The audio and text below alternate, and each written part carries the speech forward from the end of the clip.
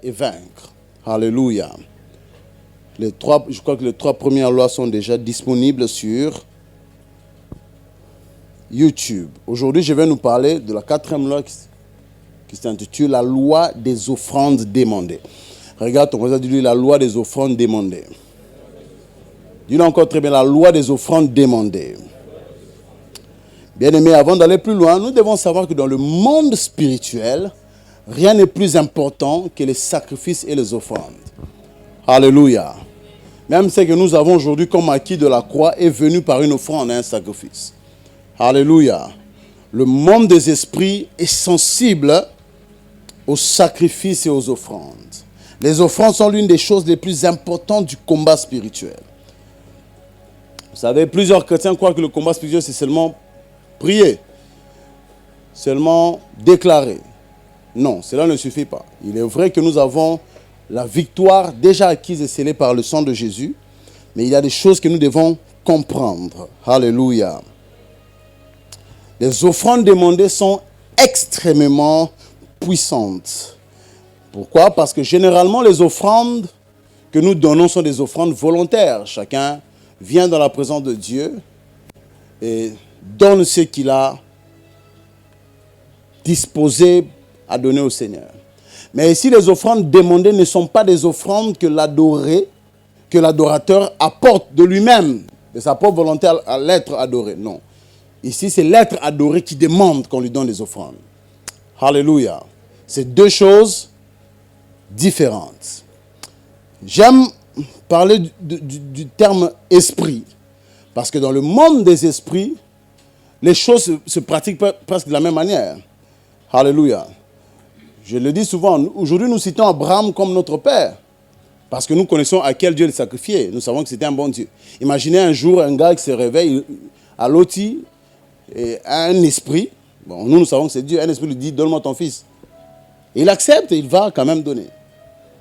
Aujourd'hui nous pouvons dire non, mais nous avons un Dieu, gloire à Dieu, notre Dieu est bon. Il n'accepte pas les offrandes humaines.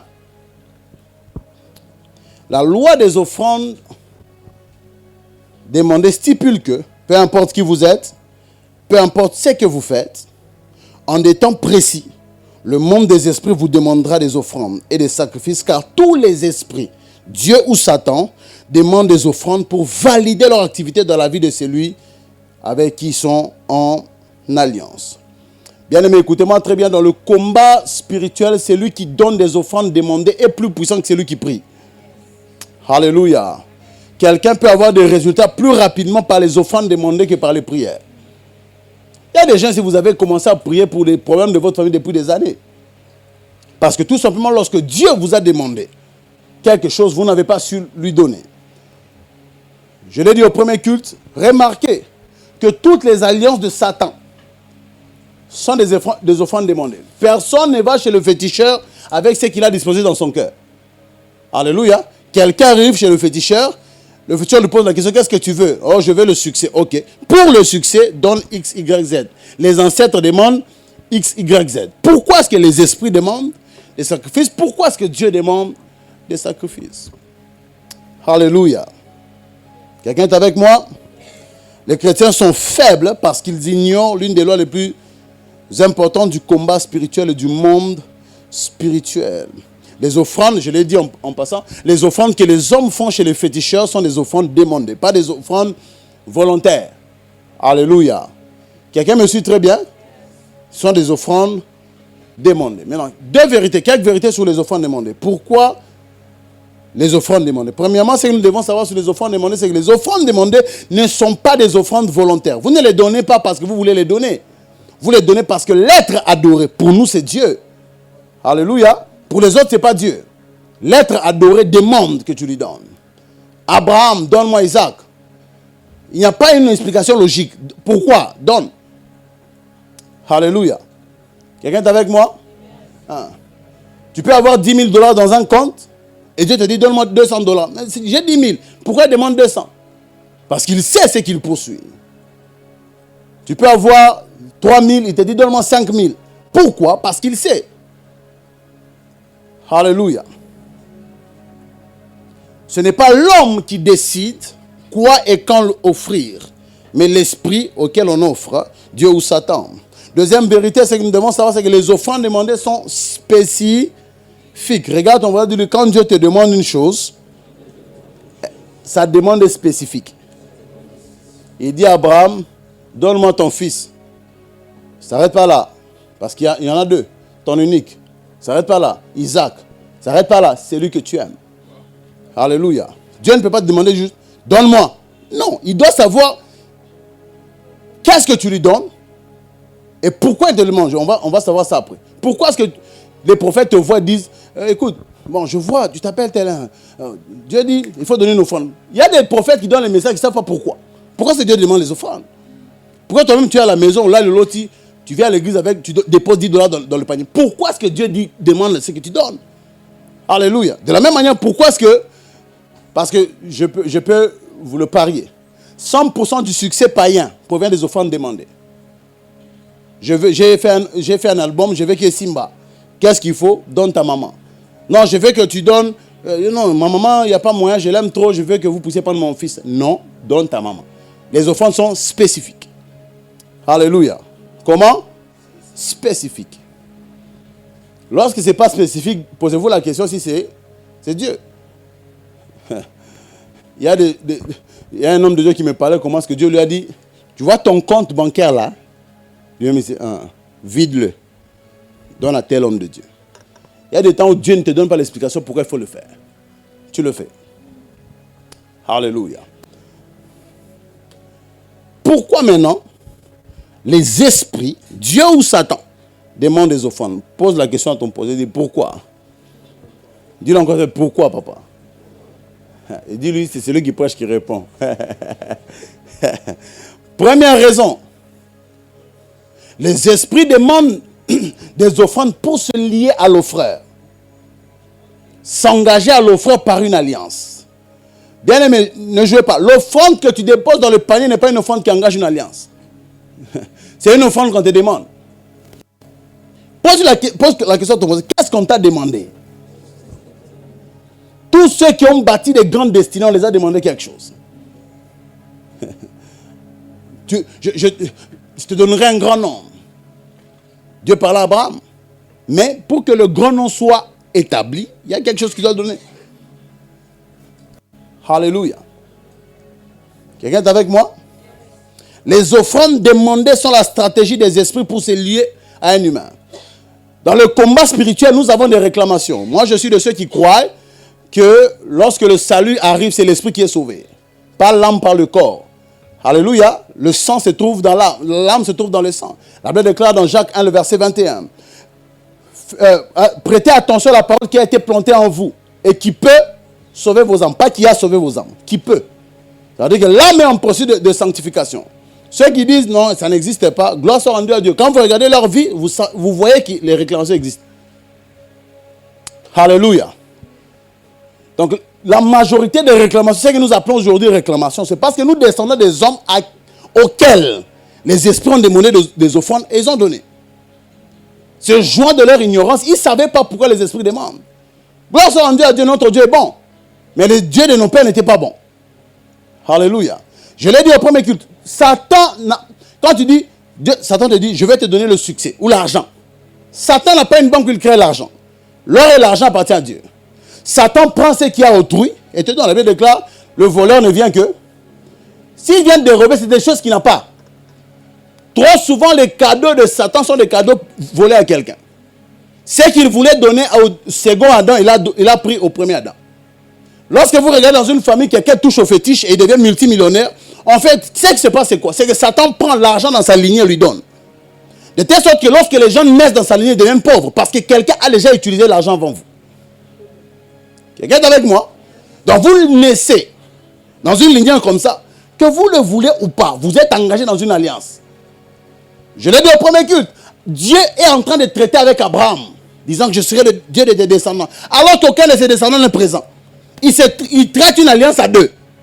Ceux qui naissent de cette alliance subissent l'alliance. Regarde, on va dire la vie est spirituelle. Dis-le encore, mais la vie n'est pas scientifique. La vie n'est pas biologique. La vie est spirituelle. La vie n'est pas biologique. Vous étiez à 7 millions en train de courir pour féconder l'ovule. Pourquoi seulement toi? C'est pourquoi nous sommes plus que vainqueurs. Nous étions vainqueurs avant d'arriver dans le monde. Et même dans le monde, nous sommes plus que vainqueurs. Alléluia. Chaque fois que Dieu te demande une offrande, c'est qu'il veut inaugurer une alliance spécifique avec toi. Lorsque vous lisez la Bible, l'enseignement de ce matin se base sur la première offrande demandée par Dieu dans l'histoire. Avant ce texte, plusieurs personnes dans la Bible ont donné des offrandes. Mais c'était des offrandes basées sur leur propre volonté. Il y a une seule personne, la première personne à qui Dieu a demandé une offrande. Vous devez savoir ceci. La première personne, c'est Abraham. Et c'est le texte de base. L'alliance de Dieu avec Abraham était basée sur deux promesses. La première, je te donnerai une postérité. De ce point-là, ne t'inquiète pas. Je ferai quoi? Je te donnerai des enfants. Deuxièmement, je te donnerai une terre. Donc, toute l'alliance d'Abraham était liée à ces deux promesses. Premièrement, na opeso bana. Deuxièmement, na opeso mabele. Alors, Abraham arrive à un moment de sa vie. Dieu le visite. Il a peur. Il craint. Alors, il pose la question à Dieu dans un songe. Mais Seigneur, je suis en train de partir. Genèse 15. C'est Genèse 15, 1 à 18. Mais je le coupe en deux pour que nous puissions comprendre. Après ces événements, la parole de l'Éternel fut adressée à Abraham dans une vision. Il dit, Abraham, ne crains point, je suis ton bouclier et ta récompense sera très grande. Abraham répondit dans la vision, Seigneur éternel, que me donneras-tu? Je m'en vais sans enfant. Et l'héritier de ma maison, c'est qui? C'est Eliezer de Damas. Et Abraham dit, voici, tu ne m'as pas donné de postérité. Il rappelle à Dieu la clause, l'une des clauses de quoi? De l'alliance, de la promesse. Tu n'as pas donné de postérité. Et ce qui est né dans ma maison, et celui qui est né dans ma maison sera mon héritier. Alors la parole de l'Éternel lui fut adressée ainsi. Ce n'est pas lui qui sera ton héritier, mais c'est lui qui sortira de tes entrailles qui sera ton héritier. Et après l'avoir conduit dehors, il dit, regarde vers le ciel et compte les étoiles si tu peux les compter. Et lui dit, telle sera ta postérité. Abraham eut confiance à l'Éternel qui le lui imputa à justice. Dieu déclare que Dieu est juste. Pourquoi? Parce qu'il demande la descendance. Dieu lui donne un signe. Bon, je vois que tu paniques. Sors, viens. Regarde, tu vois les étoiles. Si on peut les compter sur un contrat de descendance, tu auras des enfants. Donc chaque fois que tu as des troubles, chaque fois que tu as un problème de foi, regarde vers le ciel, tu vois les étoiles, tu dis que Dieu est fidèle. Mais Dieu ne s'arrête pas là. Pourquoi? Parce que la promesse avait deux volets. Premièrement, je te donnerai une postérité. Là, Dieu a scellé. Abraham a cru. Et Dieu lui imputa la justice. Maintenant, il restait la deuxième partie. Je te donnerai quoi? Une terre. La Bible déclare, regarde vers le ciel et compte les étoiles, si tu peux les compter. Voilà. Lui imputa la justice. L'Éternel lui dit encore, je suis l'Éternel qui t'ai fait sortir dur en Chaldée. Pourquoi est-ce que Dieu rappelle cela? En Chaldée, pour te donner en possession ce pays. Abraham répondit, Seigneur éternel, à quoi connaîtrai-je que je le posséderai? Il met la phrase au futur. Posséderai. Et l'Éternel lui dit, prends une génisse, offrande demandée.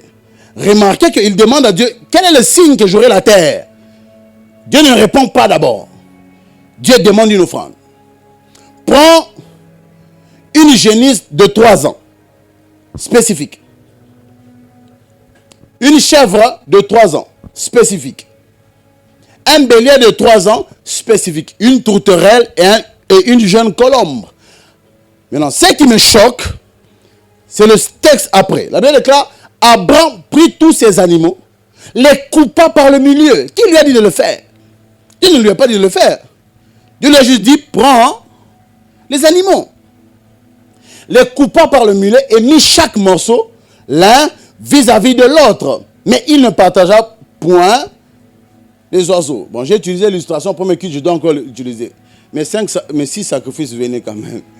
Ils sont où les frères qui m'ont aidé? Pour que vous puissiez comprendre. Dieu dit à Abraham, prends tel animal.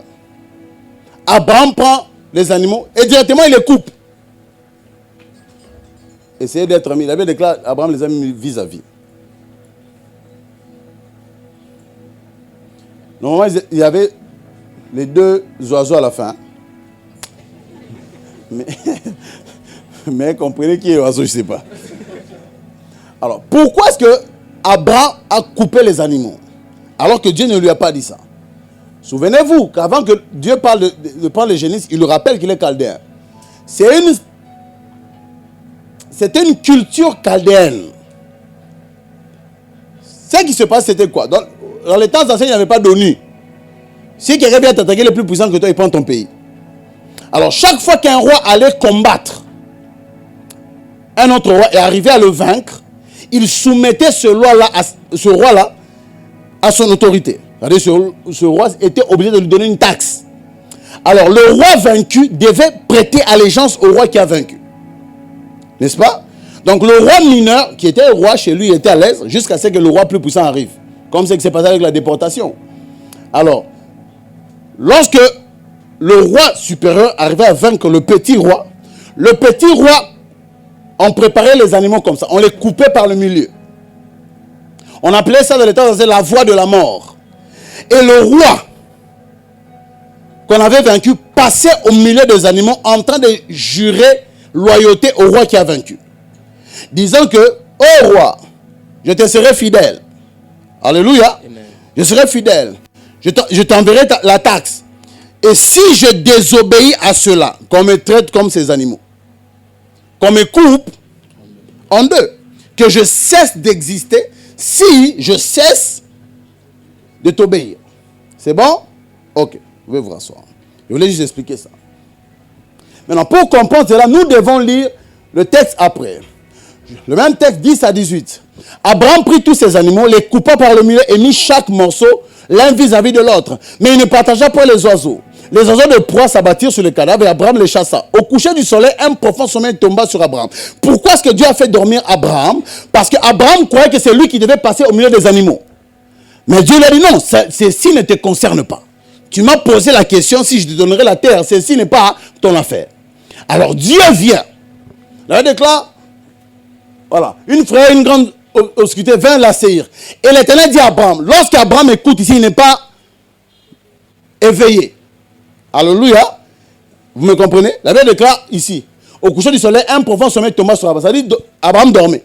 C'est qu'il voit là, il voit ça quand? En songe. Abraham, un profond sommeil tomba sur Abraham. Et voici une frayeur, une grande obscurité vint l'assaillir. Et l'Éternel dit à Abraham, sache que tes descendants seront étrangers dans un pays qui ne sera point à eux. Ils y seront asservis et on les opprimera pendant 400 ans. Mais je jugerai la nation à laquelle ils seront asservis et ils sortiront ensuite avec de grandes richesses. Toi, tu iras en paix vers tes pères.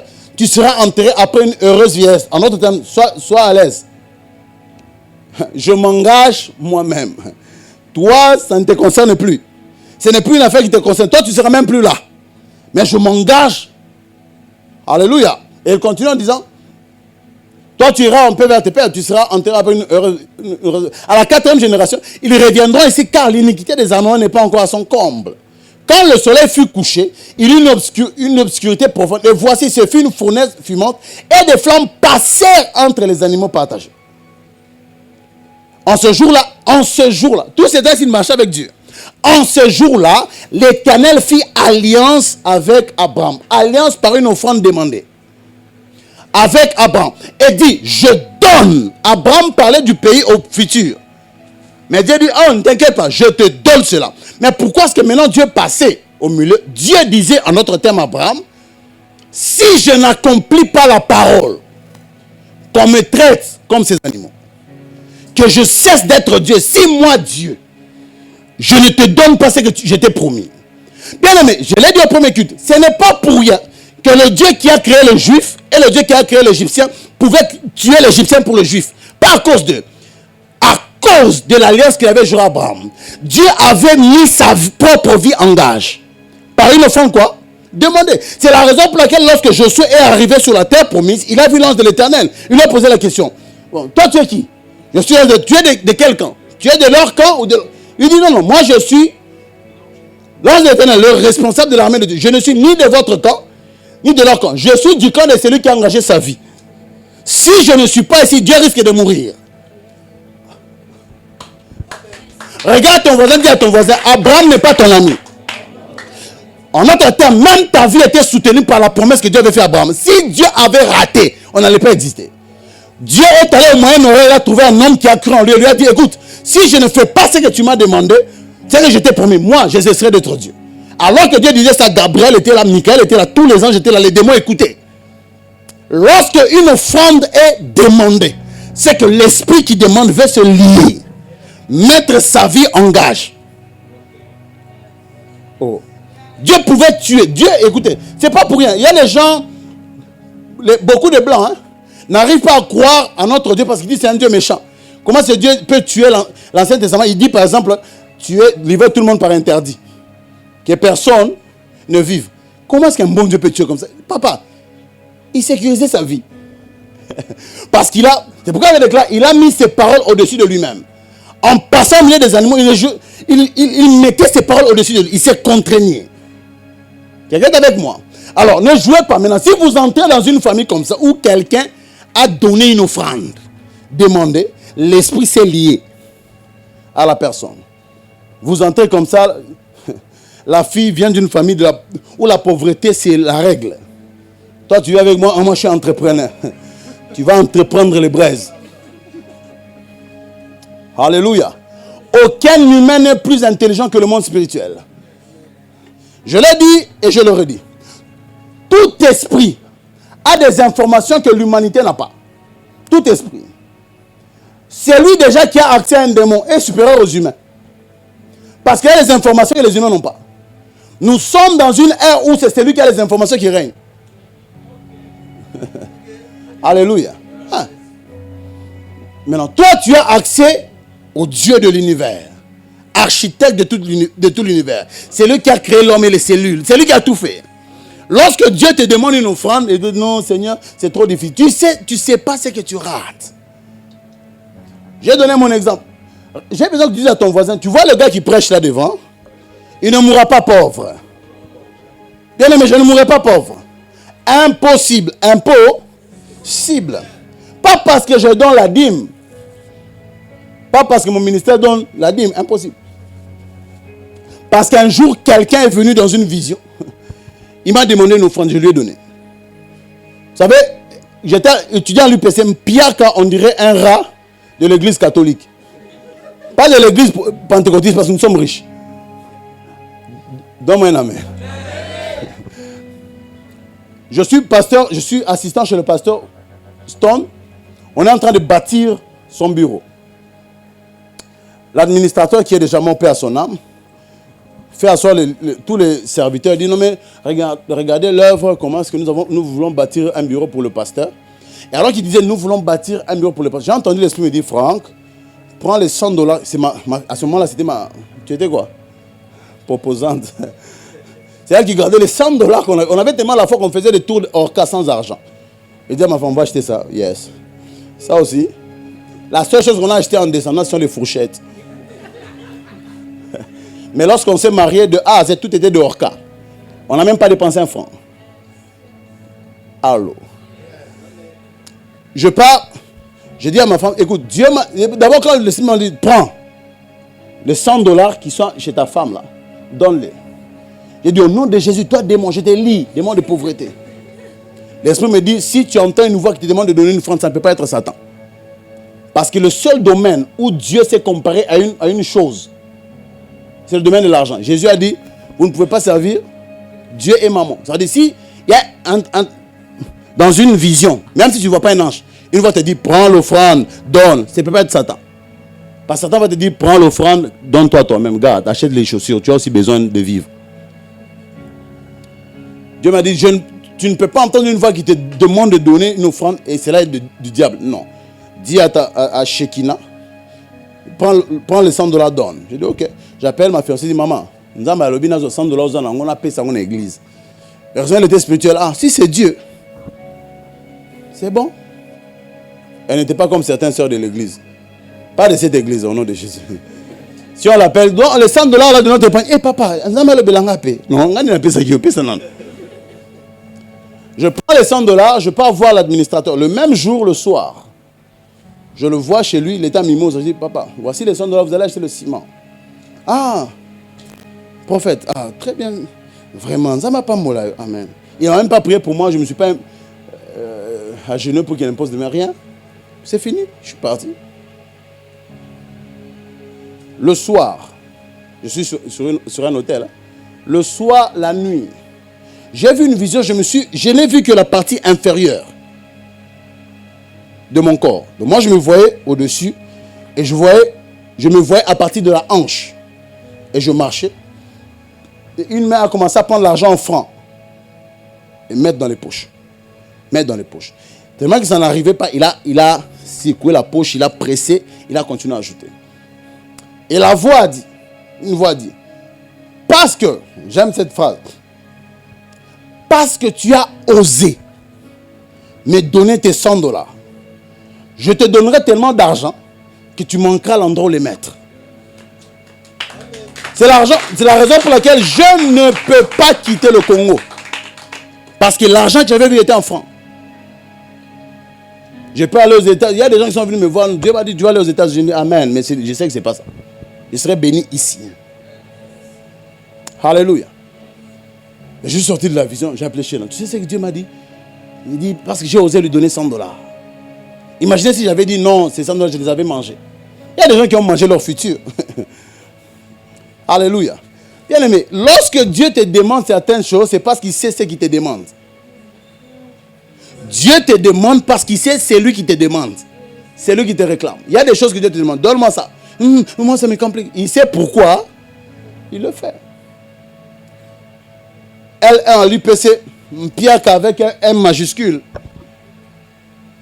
C'est en L1 que j'ai arrêté d'écouter certains messages sur la sanctification. Je vivais dans la sanctification, mais j'étais pauvre. Il n'y avait pas d'argent.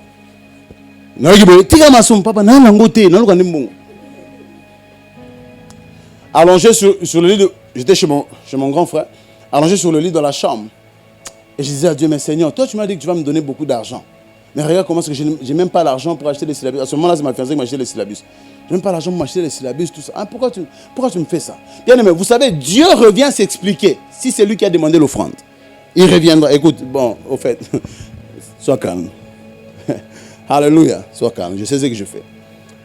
Alors que je parlais à Dieu, mais pourquoi? Qu'est-ce qui se passe? Je somnolais et puis, plou, je me suis endormi. Là, je me suis vu dans un grand désert et j'ai vu une très haute montagne. Et au-dessus, il y avait Ésaïe 55, le verset 11 qui dansait. Ésaïe 55, quand je suis sorti, j'ai lu le texte. Elle déclare, ma parole ne rentre pas à moi sans avoir accompli la raison pour laquelle je l'avais. C'est comme une rosée, hein, du ciel, tout ça. En autre, Dieu me disait, petit, calme, je sais ce que j'ai dit.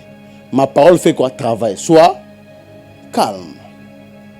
Regarde, on va dire lui, aujourd'hui, je ne vais pas faire de déclarations. Il n'y a pas de chose de recevoir. La compréhension est supérieure à la déclaration. Alléluia. Je disais à un prophète hier, je dis, il y a certains féticheurs qui sont plus forts que les pasteurs. Si tu vas voir le féticheur, qu'est-ce que tu veux? Je veux que mon bailleur meure. Il arrive et dit, Mema Soso, Mema Masangambila, tout ça. Tu amènes ça. Les féticheurs ont une compréhension du monde de l'esprit. Tout. C'est comment il s'appelle, comment? Héritier. Le lendemain, à Béli, à Koufi. Mais si maintenant tu viens, tu dis au pasteur, papa, j'ai un problème avec mon bail, que je fasse quoi? On veut me chasser du boulot, que je fasse quoi? Non, prions, Dieu est là. Il y a des gens qui ne comprennent pas. Alléluia. Oh. Et je parle à quelqu'un. Une de mes filles, je donne souvent cet exemple, ma fille, en stage à la banque, on t'a bêté les gazons. Le gars la drague, n'arrive pas à la voir. La fille dit non, je suis engagé. Et le gars lui dit, mets ta gazon.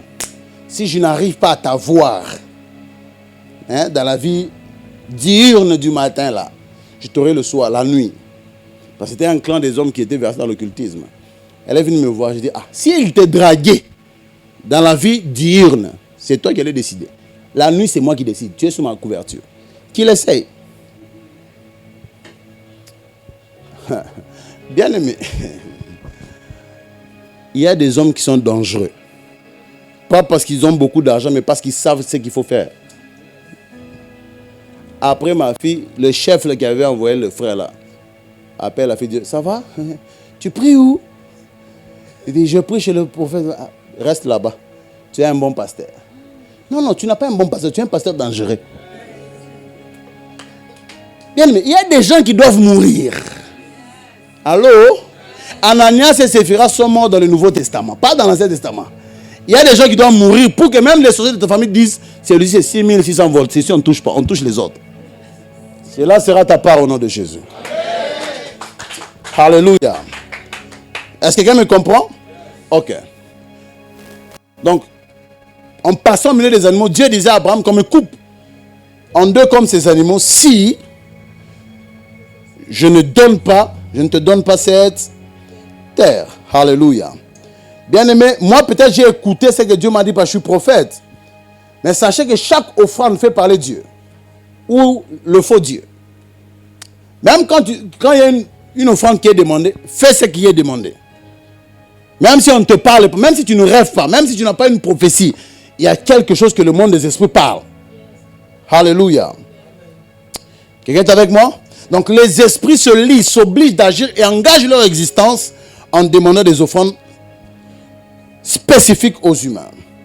Les offrandes qu'une personne donne volontairement sont agréables, mais ne créent pas un attachement. Alléluia. Dieu les agrée, mais ne crée pas un attachement direct entre celui qui offre et l'esprit auquel on a offert. Les offrandes demandées lient les esprits demandeurs à l'humain et à sa descendance. Et c'est la dernière citation, c'est que nous devons retenir chaque fois que tu verras Dieu te demander une offrande, sache qu'il veut traiter alliance avec toi. Il sait que de toi-même, tu ne comprendras pas comment il faut le faire. Alors, il vient lui-même te demande. Deuxième raison, pourquoi est-ce que les esprits demandent les sacrifices? Les esprits demandent des offrandes pour sécuriser l'alliance avec les descendants après la mort de l'offreur ascendant. C'est-à-dire que chaque fois qu'un esprit demande quelque chose, ce n'est pas seulement pour toi. Il veut aussi engager ceux qui descendront de toi.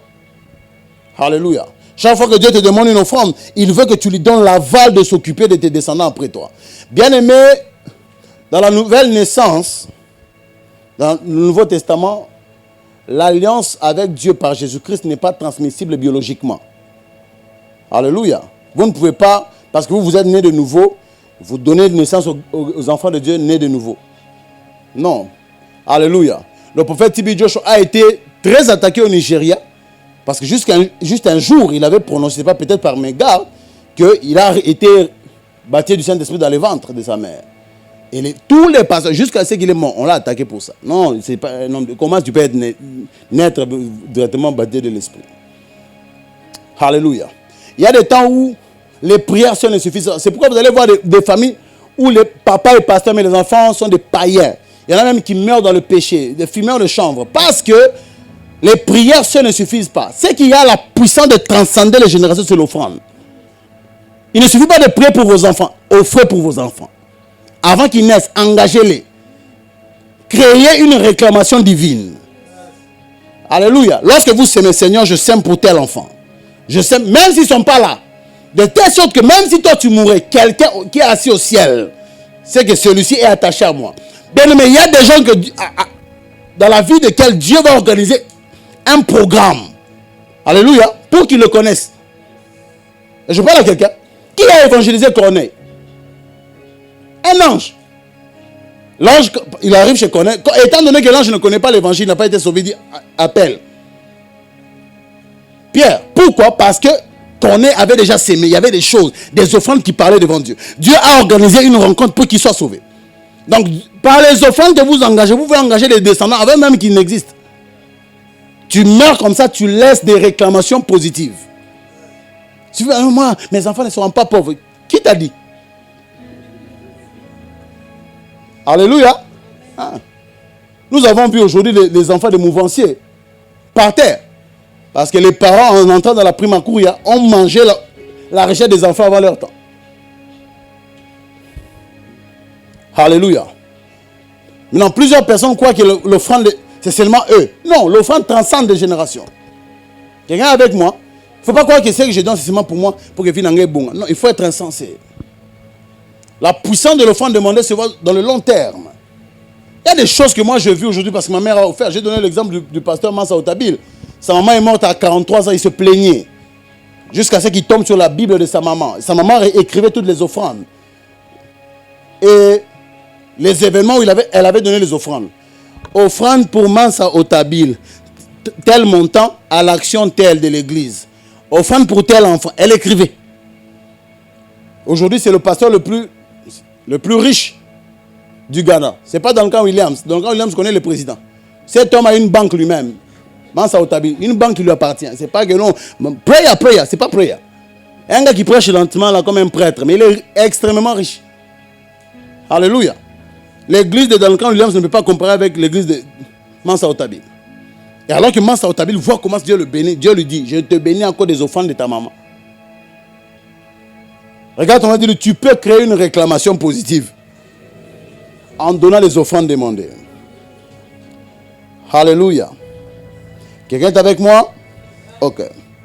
Genèse 15, 13 à 16.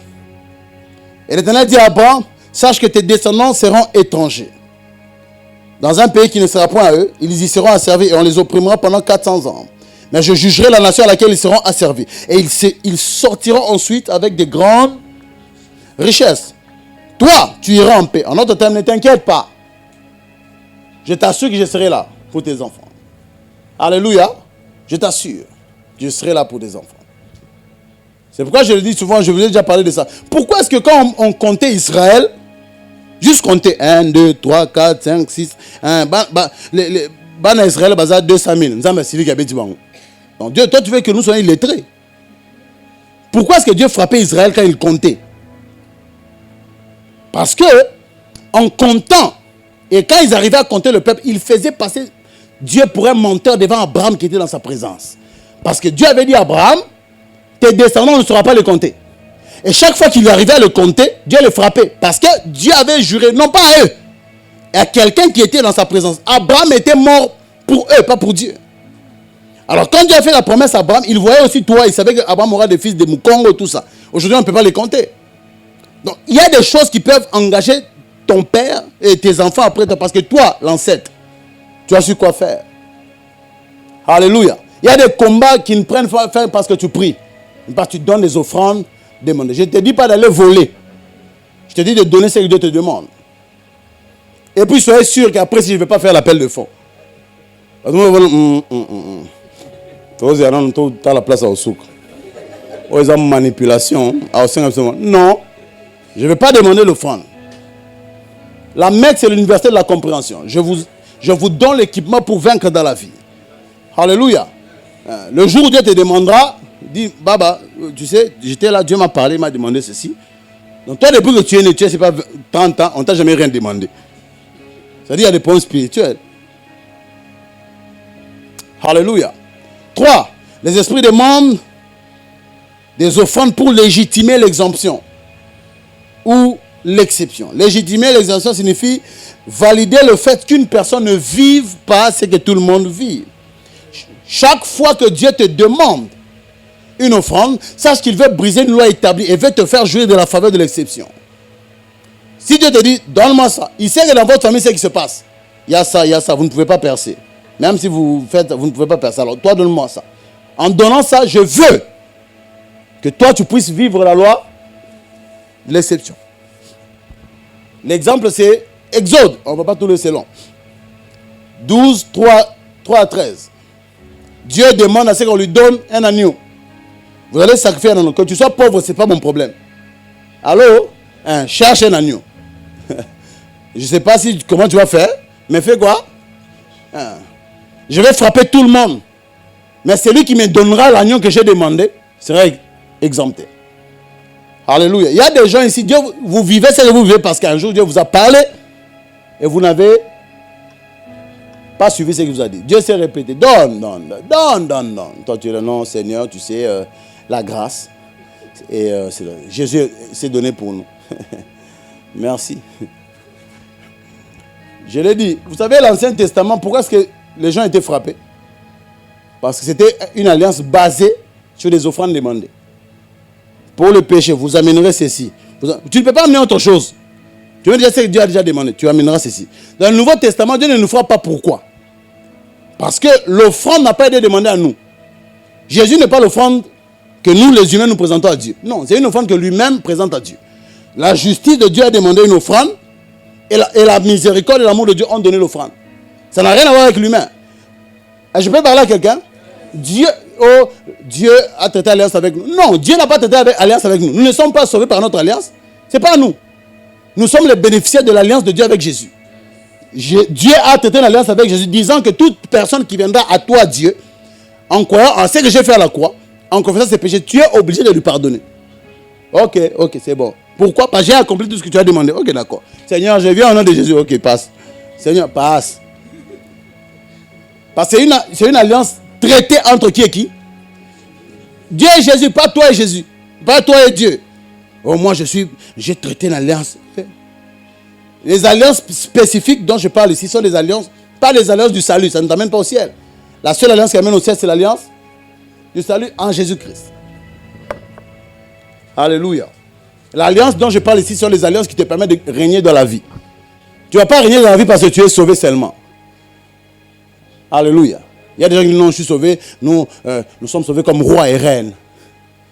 Jusqu'à ce qu'ils meurent à sa boy. Non, il y a au-delà de ça. Regarde, on va dire, il y a au-delà de ça. Abraham n'est pas devenu ce qu'il est seulement parce que Dieu l'a déclaré juste. Non, au-delà de ça, il avait des alliances, il donnait des dîmes, il y avait beaucoup de choses qu'il faisait. Alléluia. Pour qu'Israël ne vive pas ce que tout le monde, toute l'Égypte allait vivre, Dieu demanda une offrande. Par une offrande demandée, Dieu donna la promesse. Par une offrande demandée, Dieu conditionna l'accomplissement de la promesse. Une autre personne qui a vécu la loi de l'exception par une offrande demandée, c'est la veuve de Sarepta. Le prophète Élie a demandé qu'on lui donne d'abord à lui à manger. En lui donnant, et la Bible déclare, elle ne manqua de rien. Jusqu'à ce que Dieu fit tomber la pluie sur la face du sol. Alléluia. Elle vécut la loi de l'exception parce qu'elle activait la loi des offrandes demandées. Maintenant, comment Dieu demande les offrandes? C'est par là que nous allons terminer. Comment est-ce que Dieu demande les offrandes? Premièrement, Dieu demande les offrandes par les rencontres surnaturelles. Alléluia. Dieu demande les offrandes par des songes, des visions ouvertes ou nocturnes, par des voix audibles, par des transes ou par des convictions. Dieu te convainc, Dieu te parle, tu rêves, il te dit, prends, comme il y a un enfant, moi, qui est à Lubumbashi, qui a commencé le ministère. Déjà, ce qu'il a accompli dans 3 mois, c'est fantastique. Il a fait asseoir une œuvre dans 3 mois. Lui-même, il dit, j'ai fait ça selon ce que toi tu m'as enseigné. Je dis, très bien. Je suis allé, j'ai prêché. Lorsque maintenant j'arrive aujourd'hui, il m'a écrit il y a 3 mois, il dit, papa, j'ai rêvé, je t'ai vu, tu étais en train d'enseigner.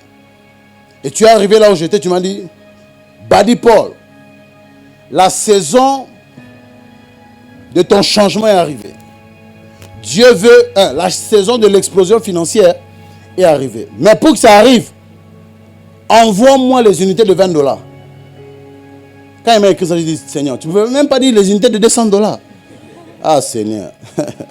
Mais Dieu est un Dieu bon. Peut-être qu'il a regardé, c'est tout ce qu'il avait. Et puis il m'a dit, papa, qu'est-ce que je dois faire? Je dis, papa, offrande quoi? Demandez, donne, il sait ce qu'il fait. Maintenant, trop souvent, les chrétiens, c'est quand on lui demande ça, ils croient que ça va se faire demain. Déjà demain, il va où ça? Non. La marche avec Dieu, c'est la marche de toute une vie. Donc Dieu peut passer par des songes, par des visions. Dieu peut te parler audiblement. Dieu peut te convaincre dans le cœur, comme il l'a fait avec mes $100. Vous savez, après, je l'ai même donné au premier culte. Après, j'ai vécu notre expérience comme ça. Dans la conférence que le pasteur Son avait organisée, le prophète Joe Grace prêchait. Ce jour-là, j'avais 1050 francs en poche. Je crois que c'est en 2016. Hein? 2016, vers la fin. Hein? 2016. J'avais 1050 francs. Moi, j'étais du côté de Sola. Il fallait aller en Nzela Mai. C'est là où il y avait l'église. J'étais avec un frère. J'ai dit au frère, bon, moi, je n'ai pas d'argent. Tu as un moto à 1000 francs. C'était un de mes fils qui est devenu père. Allô? Il dit, bon, je n'ai pas. Tu as un moto à 1000 francs. On a pris une moto, 1000 francs. Et je suis resté avec combien? Tu es très bon en calcul. Quand j'arrive là, j'ai dit, Seigneur, Aujourd'hui, on appelle ça offrande. On appelle ça 50 francs. Est-ce qu'on peut bouger le frère là?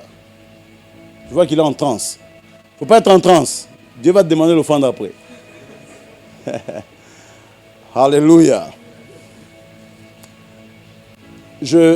J'arrive à l'église, le prophète Jogas est en train de prêcher. Et j'entends une voix me dire, Franck, prends les 50 francs qui sont dans ta poche et donne. J'ai dit à Dieu, Seigneur, tu me connais. On a besoin de 50 francs. Moi, si je n'ai pas besoin de 50 francs. Silence. Le prophète Jogas continue à prêcher, puis la voix revient. Franck, prends l'argent qui est à ta droite, dans ta poche droite, et donne. Je sais que dans la poche dont j'avais déposé quoi? Bien aimé, je vous dis, c'est une histoire vraie. Dieu au ciel est assis sur le trône, il voit. Avant, j'avais essayé partout. Troisième fois, Franck, prends l'argent qui est dans la poche droite, et donc je dis, bon, ok, si toi tu demandes, c'est toi qui parles les offrandes, 50 fois moi, ça me va. Bien aimé, j'ai fait entrer la main dans la poche.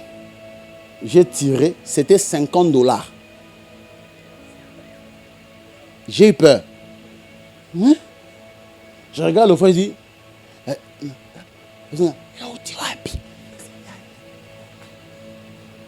si c'était toi, tu allais dire, on a changé moi 20.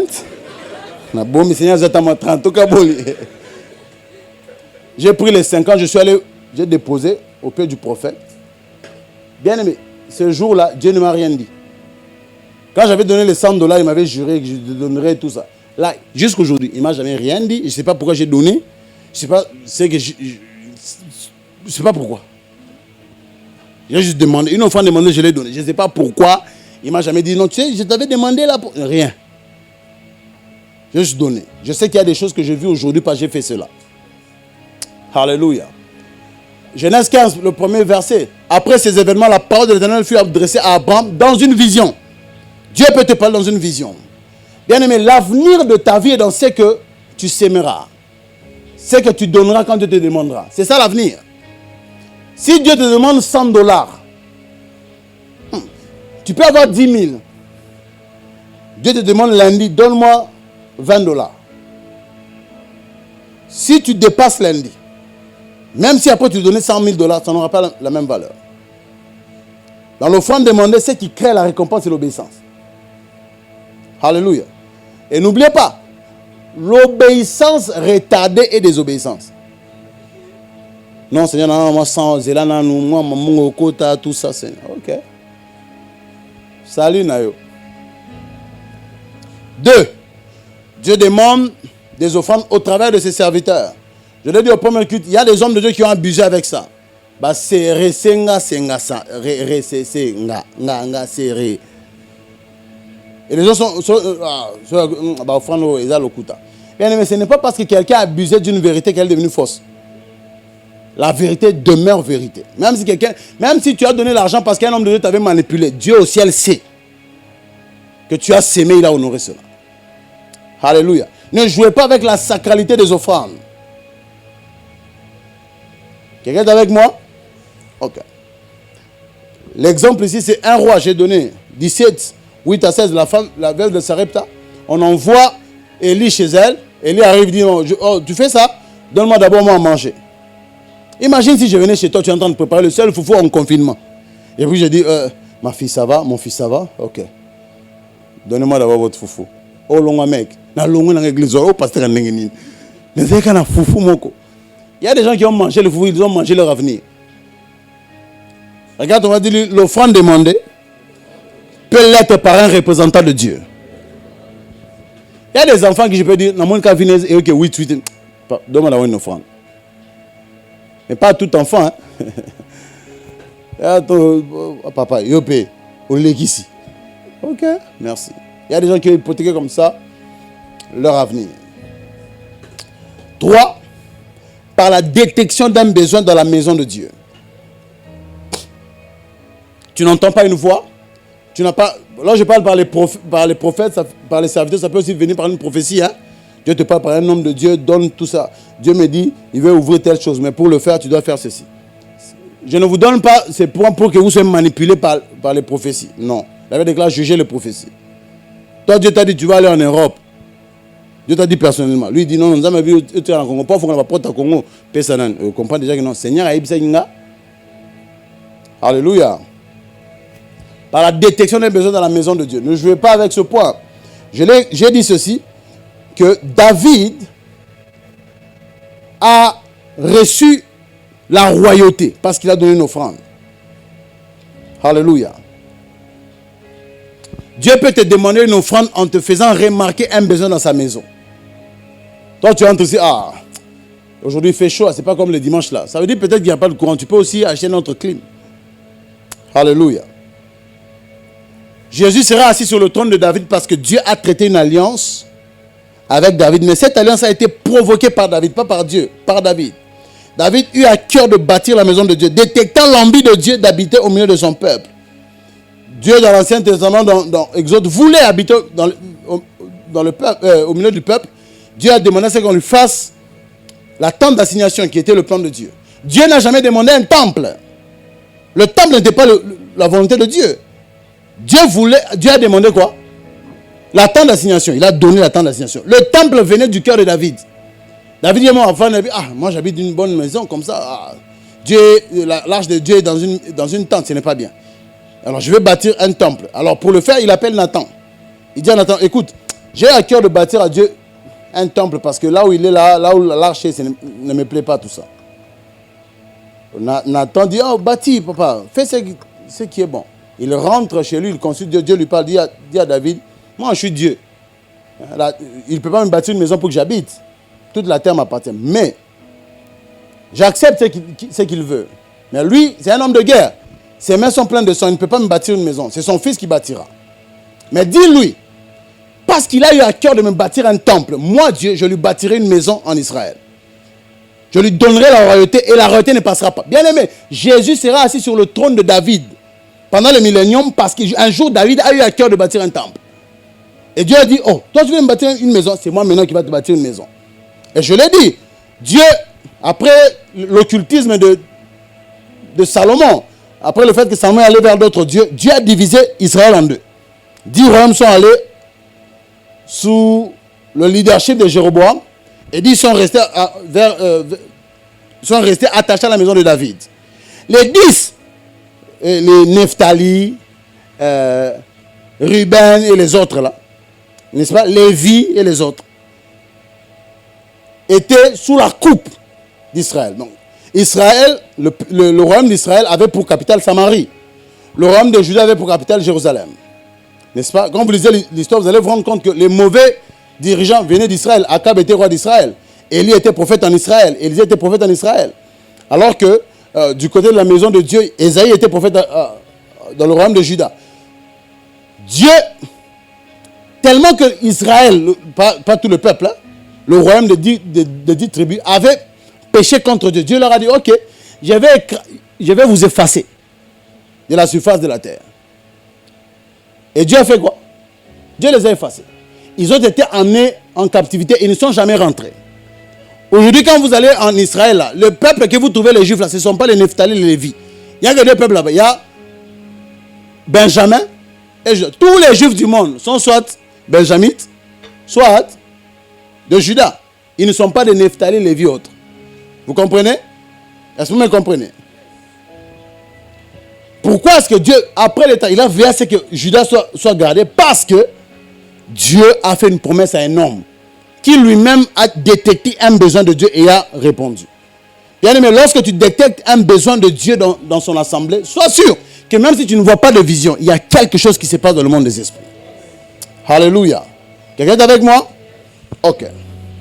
Le texte, c'est 2 Samuel 7, 1 à 16.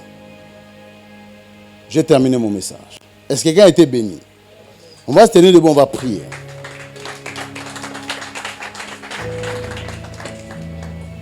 Ce que nous allons demander, on ne va pas faire l'appel de fonds et autres. Pourquoi j'ai amené ce message? Pour que tu puisses comprendre un autre niveau du combat spirituel. Et lorsque Dieu te demandera une offrande, n'hésite pas. Il sait ce qu'il poursuit. Alléluia. J'ai besoin juste que tu dises à Dieu, donne-moi un cœur obéissant. Donne-moi un cœur qui t'écoutera. Donne-moi un cœur qui pratiquera ce que tu me demanderas. Même si tu me demandes quelque chose qui me semblera difficile, donne-moi, oh Dieu, un cœur obéissant. Élève ta voix et parle au Seigneur.